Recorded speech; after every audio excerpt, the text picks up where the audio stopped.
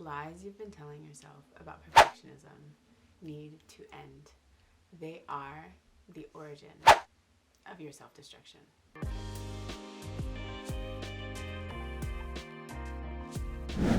Hello, my loves. Welcome back to The Journey with Janine. Janine here. For all of my folks who are returning, great to have you back.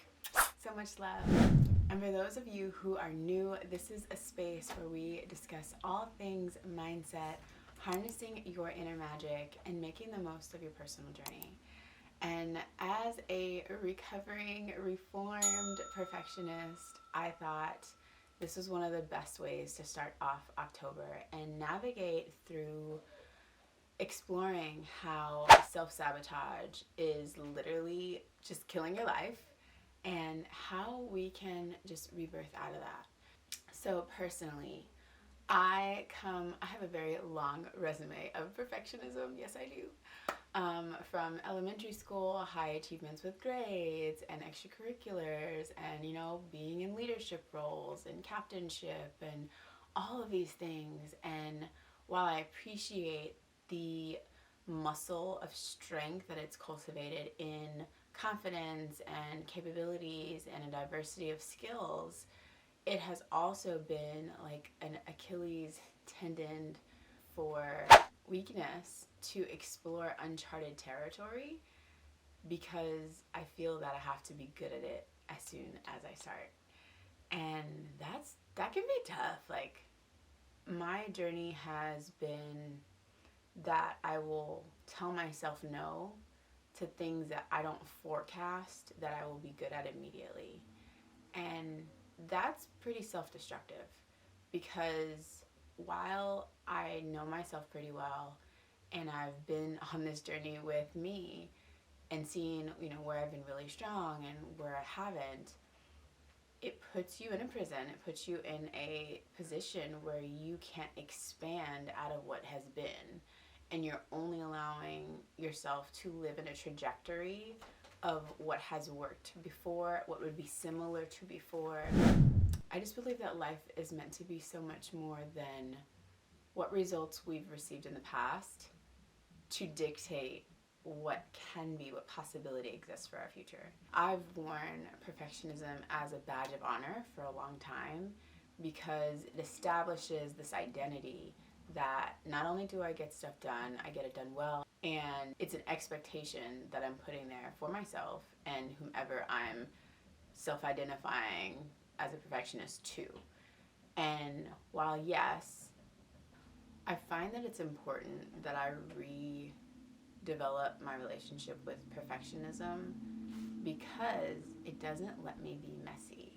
And I was talking to my sister the other day, actually, and we have the best conversations, but we were talking about how the whole cancel culture is a big deal right now, and it's a big fear for a lot of people, is being canceled. But she saw a post from somewhere, and it posed the question of live life like they've already canceled you. And that evoked so much inspiration in my heart, because what I thought about is, okay, if you have already been told no by the people you weren't sure about, the people who you weren't confident in maybe necessarily, and the ones that you didn't even know existed, you're probably going to automatically yield and go back to your authentic, true self. So what came up for me was, if I was already canceled, we talked hypothetically about, what you would do if you had already been canceled. Like, how would your life be shifted? How would your perspective be shifted? And for me, I was like, I feel like I'd be inspired to embody my inner villain. And yes, while villains get a bad rap, I get it. There's a lot of wisdom that you can learn. So some things that I appreciate about villains: they're very clear about their mission. They are not afraid to be judged. They've already identified themselves as who they're going to be, and good, bad, and indifferent, they're going to show up as that. And if they need to make a shift, if they got to remarket themselves or rebrand, they're okay to do that too. I think a lot of times the hero gets stuck in who society wants them to be, and how they're supposed to show up for society. They take feedback and they apply it, but that feedback is not always beneficial for the larger vision, purpose, and cause.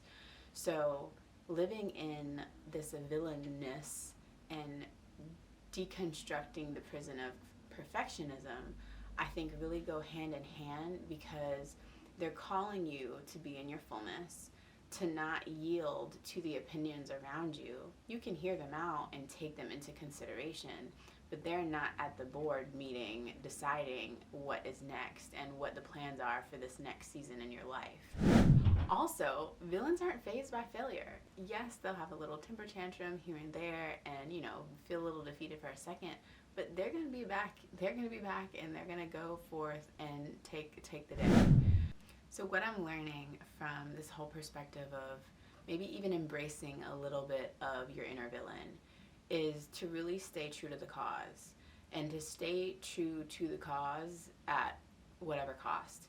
Yes, there may be opinions. Yes, there may be judgments. Yes, you may get a little messy, but that's all the beauty in the journey. That's being in presentness. Don't get caught up in the hype, just be true to who you are and let go of the need to keep it all neat and together. It's okay to let it hang out. Where perfectionism has really stifled me in my life is it keeps me from having audacity. I feel like perfectionism is the thief of audacity, and audacity is the birthplace of miracles. To have the audacity, I know that there's been a whole handful of situations when I have either been on the gram or YouTube or I've been on whatever social media platform, and maybe you see somebody or maybe you hear something and you're like, man, that was good, but I could totally do that. Or you're talking to somebody and you're reflecting and man, you're really good at this, you should do that. But it's yes, maybe they could do that, but maybe that's not in their path. Maybe it's something that's coming internally from you that you're projecting and reflecting onto others because you're not taking the audacity to do it for yourself. But then the creepy crawlies of jealousy or envy or all of these other shadowy emotions come through, and then you're having a pity party with yourself because you didn't take the time, you didn't take the faith, you didn't step in action to go and do what you wanted to do so you can have what you want to have. And I have been here, and it's not a pretty place to be. It's not a pretty place to be. So living in this kingdom of navigating my inner villain, but also existing in my highest light, I think is going to be the perfect concoction to really embody your truth and your fullness. Perfectionism kept me feeling broke, bitter, and beat up because it really encages what you believe you're possible of doing. And you've set the bar, the standard. I set the bar, I set the standard of what great looks like, what perfect looks like. And because of that, there was no room for better or different, because the target had been set. And while this is what I thought, this is what I visualized as perfect because of the way that I've been conditioned and things that I've seen and things that I believed, it focuses on your memories, on what has been and what could be based on memory versus what could be from imagination. And that's where wealth, I believe, lies. Imagination and action. When you have the audacity to step into faith and experience, to create, to provide something that hasn't been or hasn't been done in the way that you do it, it changes the game. For so long, I was a photographer, and I felt like if I'm going to be in photography, I have to do it this way, and I have to edit this way, and I have to experience it this way, and there's all these rules. Perfectionism is literally keeping you in the box of rules. But nature doesn't necessarily follow the rules that the world creates, that we deem appropriate, necessary, or normal.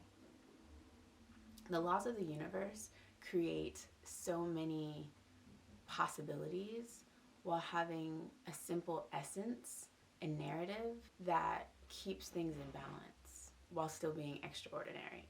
I was so mad at myself because I was at like a conference and there were other photographers there, and even like when I would talk to other yoga teachers about like events that they would do and what they would charge, and I was hearing all these people saying like they were making all this money, and I'm just like, what is going on?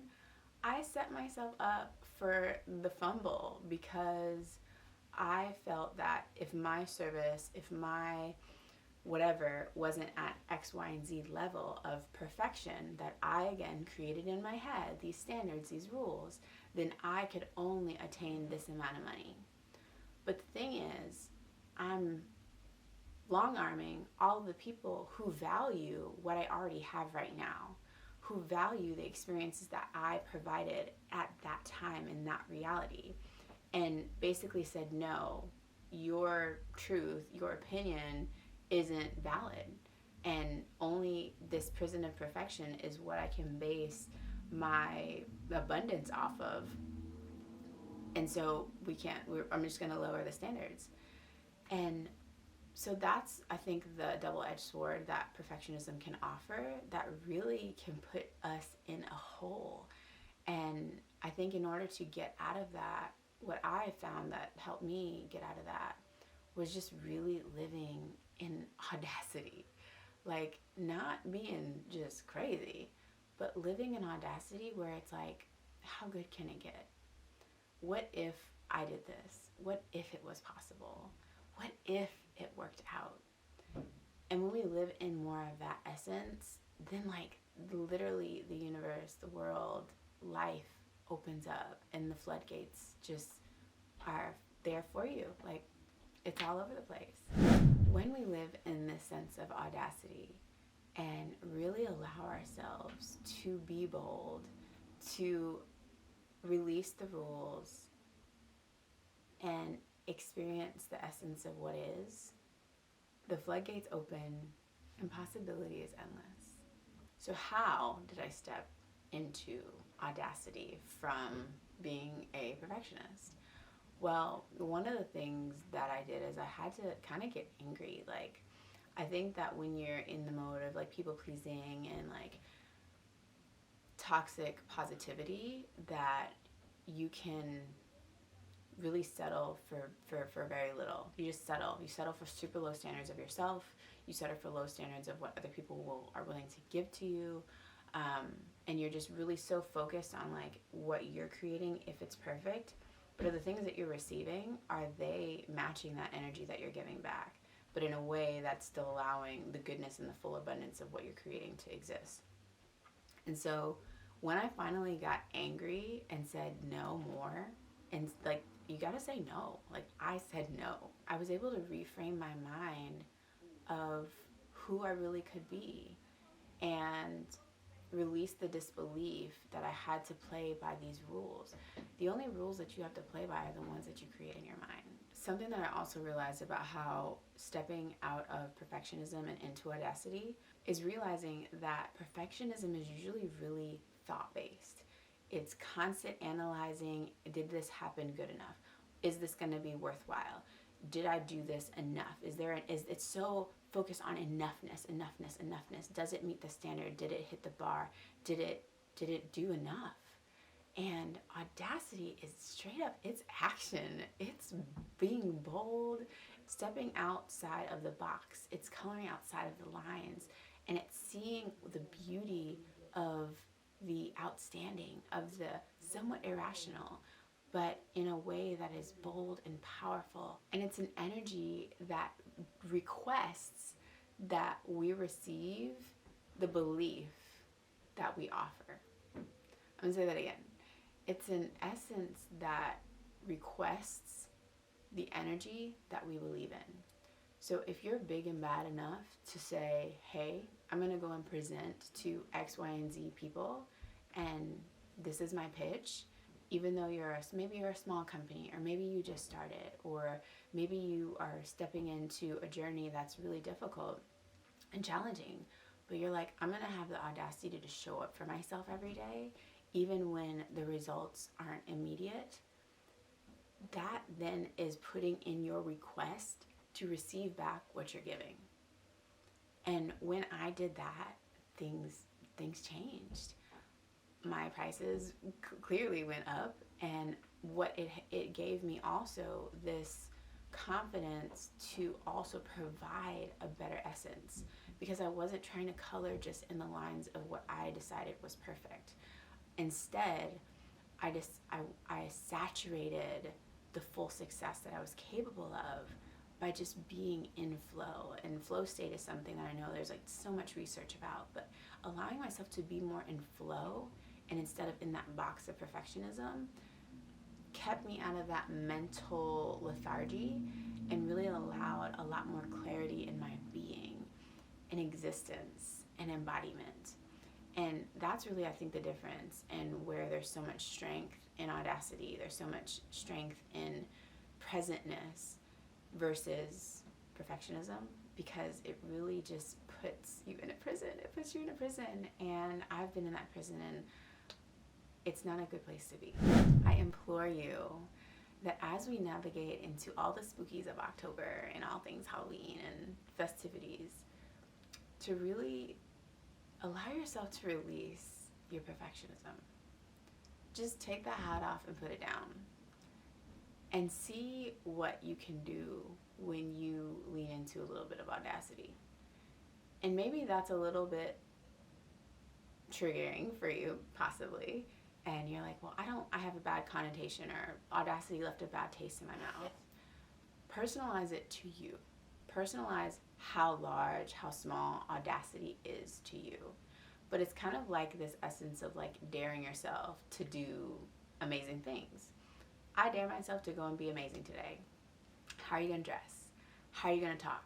How's your posture going to be? Who are you going to talk to? Who are you going to connect with? What are you going to do in the time that you have in your day when you live more deeply in audacity? I really feel like perfectionism keeps us on this hamster wheel of just overanalyzation and strategy in a way that doesn't get us continuously exercising our muscles of action to create mastery in who we are being. Because when you're really good at being you, what you touch is just magic, because it's there's no obstacles in it. It's fluid, it's natural, it's literally just bliss. So get out of the overthinking, get out of the prison of perfectionism, and lean into some audacity and see what happens. I hope that was helpful for you. I am sending you so much love. If you have not already liked, subscribed, and put on your post notifications, go ahead and do that. Join the community, and let me know in the comments what you are going to be audacious about doing in October. How are you going to get scary with yourself and be brave, be courageous, and really sit down and stop self-sabotaging? So sending you so much love, light, and joy.